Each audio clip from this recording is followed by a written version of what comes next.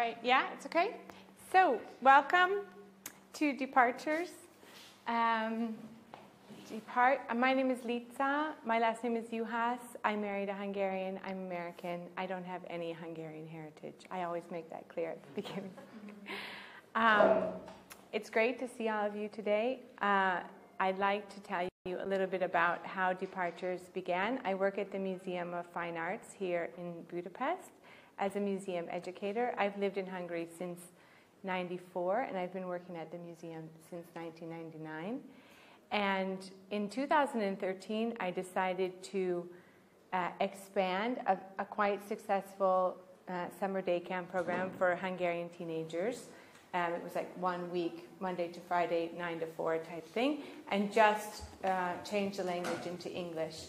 So allow teenagers who already had some fluency in English to get to know works of art at the museum and develop their skills as well.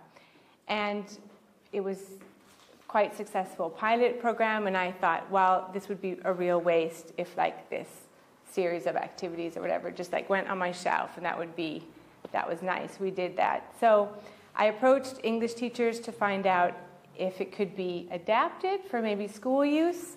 They said yes. We did a couple workshops because I don't teach in school. I've never taught English in school. So what kind of things I needed to pay attention to. And then it was piloted in an elementary school. One of the participants works at the elementary school, Krudi Gyula Két Tanítási Angol-Magyar Általános Iskola in the 3rd district. And the teacher, Szerepi Nora, really took the whole thing very seriously. She piloted it with one group, and then we looked at kind of all the problems, and then revamped it a bit, and then she piloted it with another group. And then I, just by chance, happened to meet Rézműves Zoltán, who's also here with us, who's working on the project as well as a consultant. And now it's being piloted or tested further in 10 Hungarian schools with 10 English teachers in 10 groups. And it's a story-based type of thing. So chapter 1 is now being tested, and chapter 2, 3, and 4 will be adapted for school use as well. And hopefully all of it will be available on the museum's website as free downloadable resources. So the idea is that as a museum educator, I take, or we museum educators take works of art, and we try to build bridges for visitors. So that's kind of what I did, and I just incorporated a language learning aspect. Now, I was in the hallway before the session started, and I was talking to some people who wanted to come to this session, and I don't see that they're here. And actually, the Sorcerer contacted me, and he told me that he's actually trapped them in his garden. And we have just until the end of the session, I mean, if we want them to be able to go to future sessions, to get them out of the garden. And usually the Sorcerer is quite strict and only allows the people to leave if if they look like they want to get trapped. Only allows them to leave if we provide 4 pieces of information. But seeing the short amount of time we have, we got lucky, and it's only going to be 1 piece of information that we have to provide in order to free them. So my psychoanalyst actually highly recommended that you should, when approaching people to find out information, it's a good thing kind of like to judge their state of mind at the time. So I was thinking that if we maybe approach some people who have been in the garden for a long time, they might be able to help us. But in order maybe to, before we approach them, we might want to just have an idea of kind of how they're feeling right now. So what we need to do is, I'm going to just introduce you to 4 people who have been in the garden for a while, don't know exactly how long they've been there. And what I'd like you to do, if I could just ask you to just put that up behind you. Thank you very much. So I need a handout. So if you could just take one, pass it along, and then divide yourselves up into 4 groups, and just all you need to do is either get inspiration from the list on the paper or use other ones. And we just want to find out what the current psychological state of these 4 characters in the garden is right now. So you can stand up. You don't have to choose the one closest to you. Just, I'll take extras. Thank you very much. So you've got a couple of minutes. So what you need to do is stand up, choose one character in the garden that you want to figure out what their current mood is, what state of mind they're in.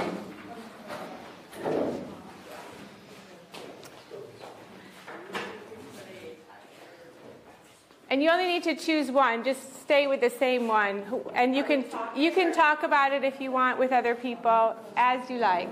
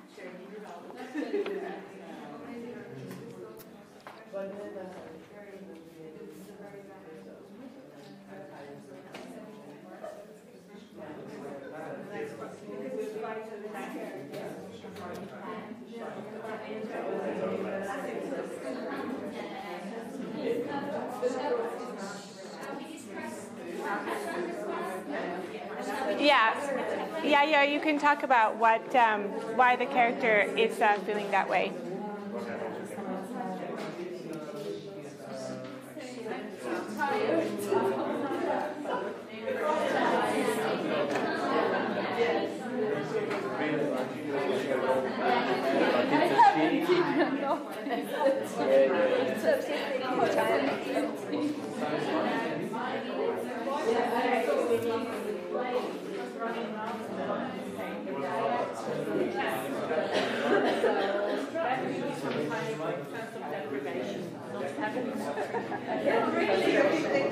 Hello. I just arrived. Okay. You just choose a sculpture, there's actually characters in the Sorcerer's Garden, and find out what state of mind they're in. Okay, thank you.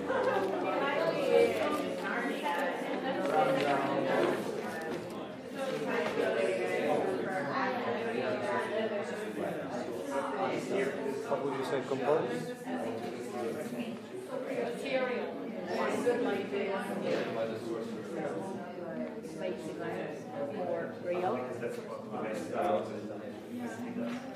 Are you guys still doing this? Yes. Yeah. Have you gone on or not yet? No. To this okay. one? Yeah. Oh, you have to go through my. Not necessarily.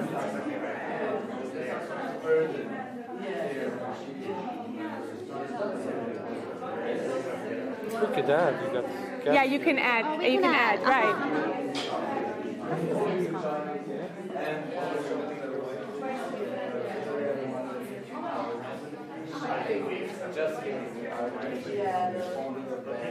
So we just have to choose. Yeah, you can choose or you can add as you want. Mm-hmm.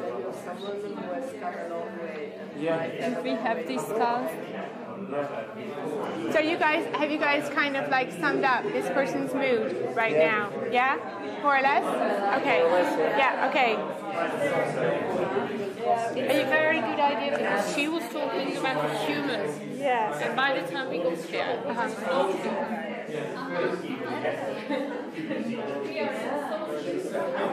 Are you guys more or less okay? Yeah. Yeah? Now we are. Okay, okay.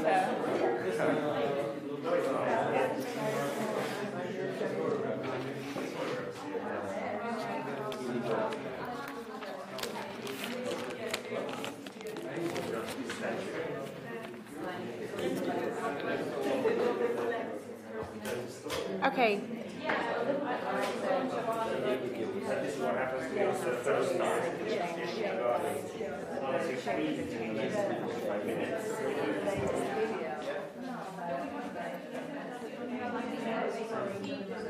Are you guys more or less okay?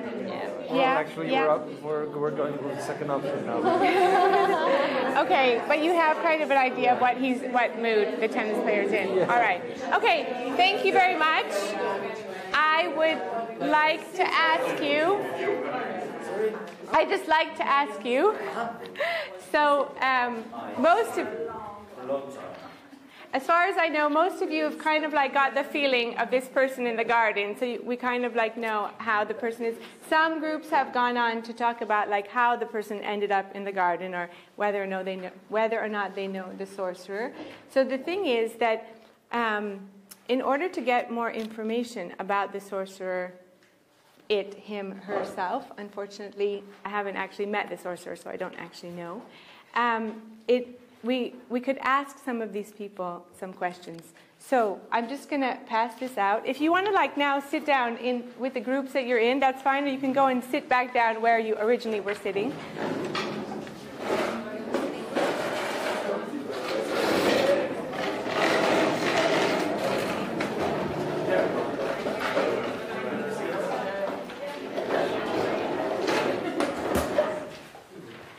Does everybody have a sheet with 10? Yeah, do you need one? Anyone else? Okay, so what's the first question that we want to know about the sorcerer? What do we want to know about this sorcerer? Thank you. Can somebody ask a question about this mystery sorcerer who's trapped some of our colleagues in the garden? So what do we want to know about the sorcerer? What question have you got? we asked this person. It's going to turn out. First, we're just going to collect the questions. So, any questions? Well, we're going to do it together. So, has somebody got a question that you want to know? Anything you want to know about the sorcerer? Does he live alone? So, have we decided that it's going to be male? Yeah, exactly. So is he So we want to know if it's a man, woman, or in between. Okay, so that's question number 1. Everyone write that down, please, or just note it down in emojis. There was a workshop on that. Okay, question number 2. Is the sorcerer a good person or a bad person? So is the sorcerer good or bad? That's question number 2. Pardon? What's the second question?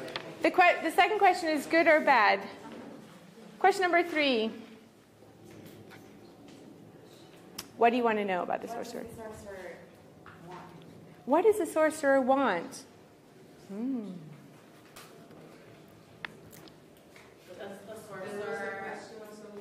Pardon? Sorry, wasn't the question also whether he's alive or not? No, it's a good question. Is the sorcerer still alive? The first question is male, female, transgender.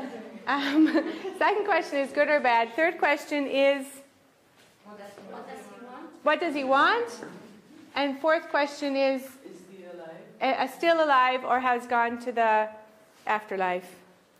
It could be like Egyptian goddess or something. Next question. What are his political affiliations? Political affiliations. Interested in global warming or not?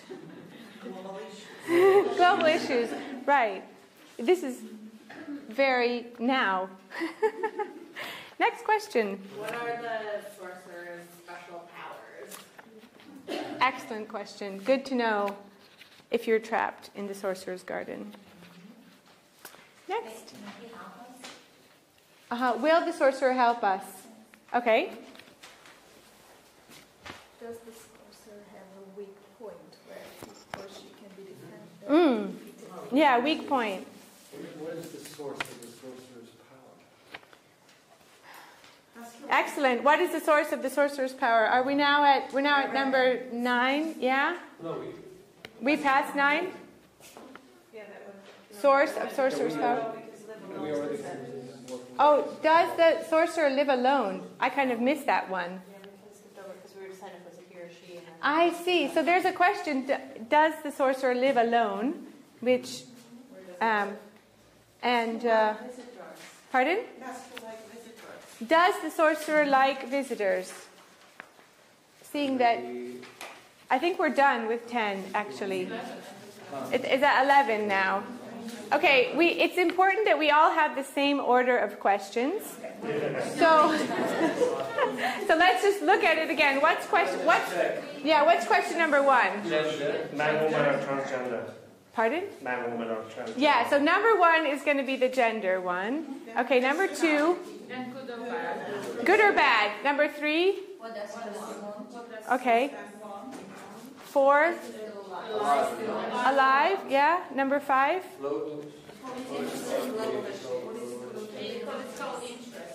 Yeah. Number 6. Superpowers.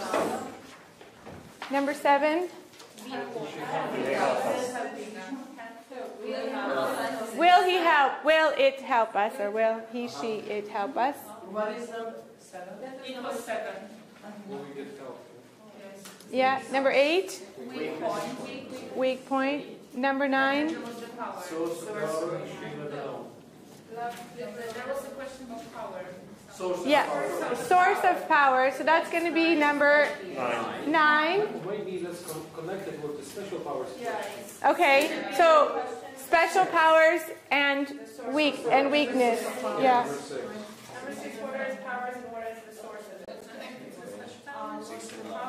Okay. All right. Let's make a clarification, I think. Okay, number 8 is weak points. Number 9, Does he, she live alone? live alone. Number 10, does he like visitors? And or he, she, it like visitors. And number 6 has now been combined. So number 6 is a double question. Will somebody please repeat it? What are his special powers and the source of them? All right, lovely. So now you need to make a big decision in your life. Would you like, we're going to make a board game, and we are now going to make the questions for the board game, because either the sorcerer is going to win or we're going to win. So this is our task. So we're going to create a board game with tasks, and you are going to create the tasks. Because if we create the task, we will then know the answers, and then we will probably win. And I love to win. So that's why it's been devised this way. Anyway, so you have 2 options for tasks. You can either create memory questions of the 4 characters in the story who are in the garden. So that means that you would look at one of the images. For example, this lovely character. And you would create, if you can't see it, if I take it away, and I have to remember something about it, this is what we would consider a memory question. So, you can test my memory. Somebody give a question, can be true, false, can be multiple choice, yes, no. Can somebody tell me a possible task which is based on my memory? How many persons are in the figure? How many persons are in the picture? And I would say 2. It's 3. It's 3. Then a purse as well. There's a purse. All right, so I wouldn't be able to advance on the board if I don't answer correctly, yeah? But it has to be, it can't be like, is she nice? It's like, you can't see that, okay? So that's memory. And the other is the answers to these questions. Now, these characters, they know the answers.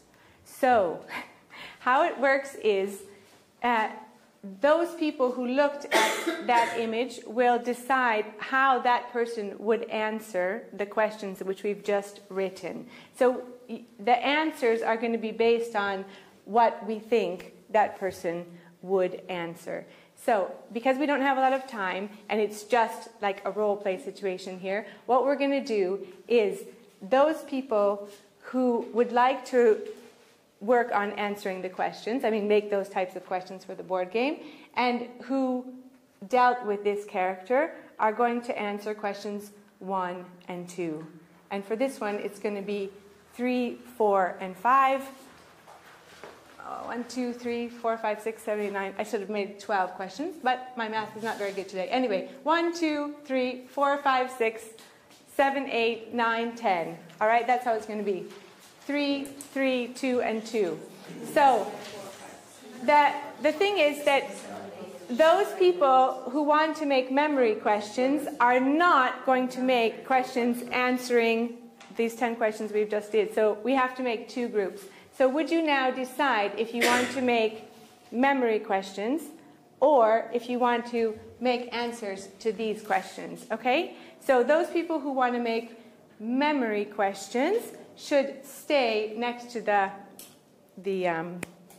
images, and those people who want and those people who want to make answers to these questions should somehow form groups in the center. So can I just see who's doing what? Yeah, you can split the groups up. You can do whatever you want. Yeah, take your chairs.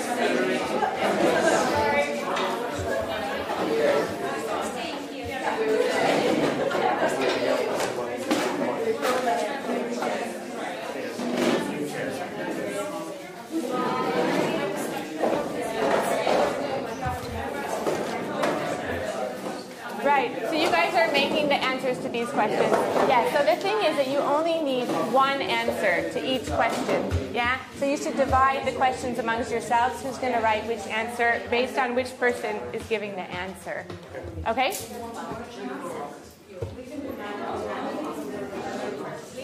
Yeah.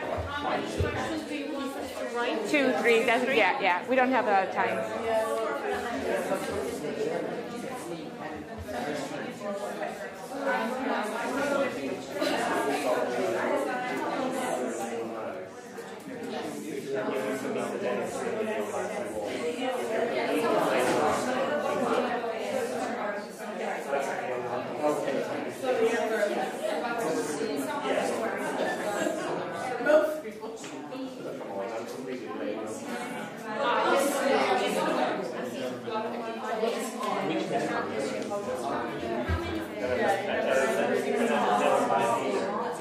You guys okay?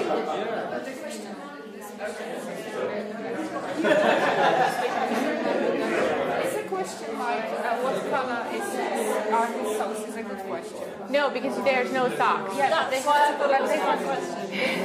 to remember that. I see. Well, yeah, okay. Then if you have that, if the correct answer is he has no socks, then that's fine. Fine.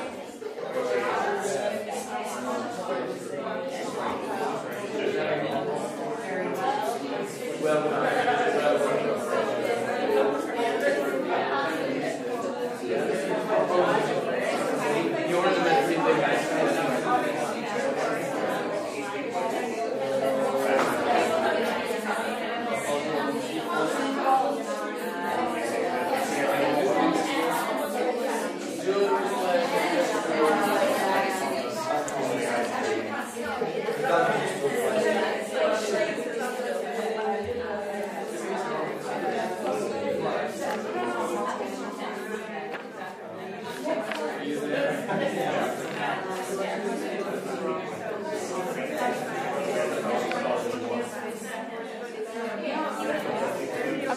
have we got answers to all the questions? Yeah? You guys are done? Done? Are you guys done? So he says he's still at... Yeah, almost. Okay, you've got 30 seconds. Yeah, 30 seconds to finish up. We started a bit late, so we have to move on with our lives. Okay, so now it would be good if we could just sit back in a big circle again.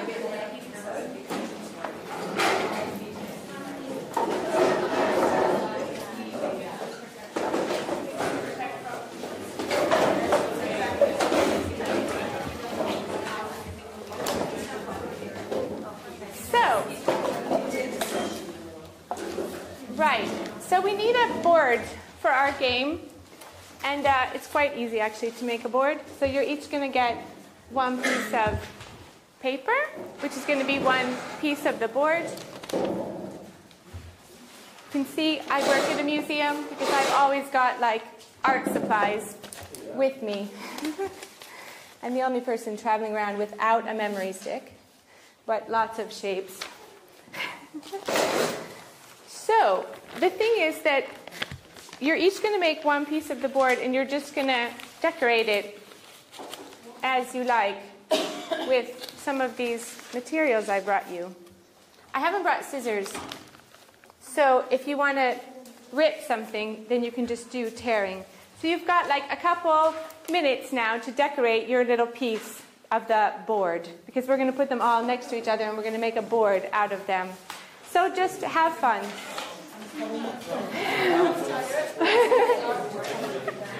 Yeah, you just decorate it. You just decorate it. Yeah.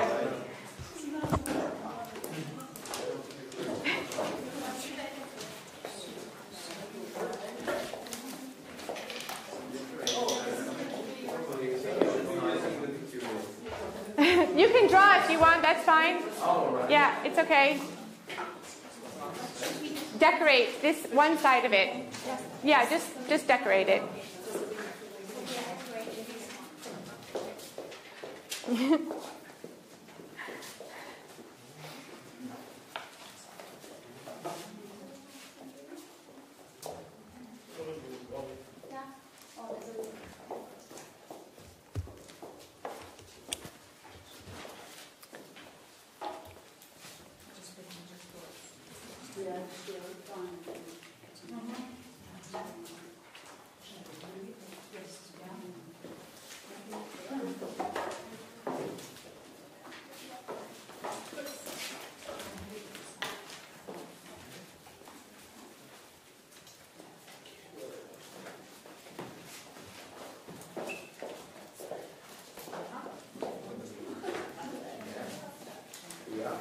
Okay, when you're done, you can just put your piece of the board down here. So just they should all be touching each other.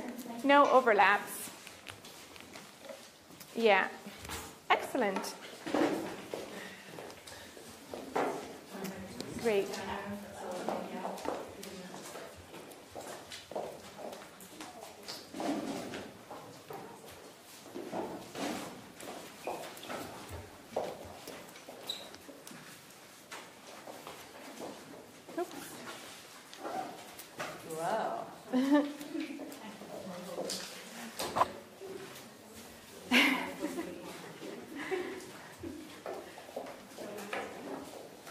Okay, you've got like 37 seconds, basically.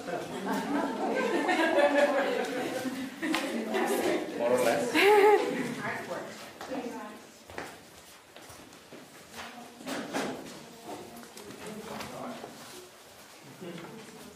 Oops. Oops.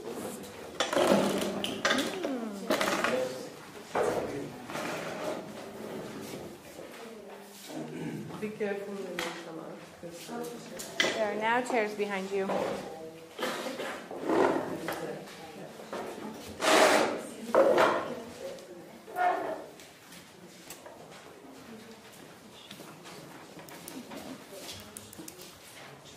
All right, your 37 seconds are over, actually. Like, totally over. You can take home all the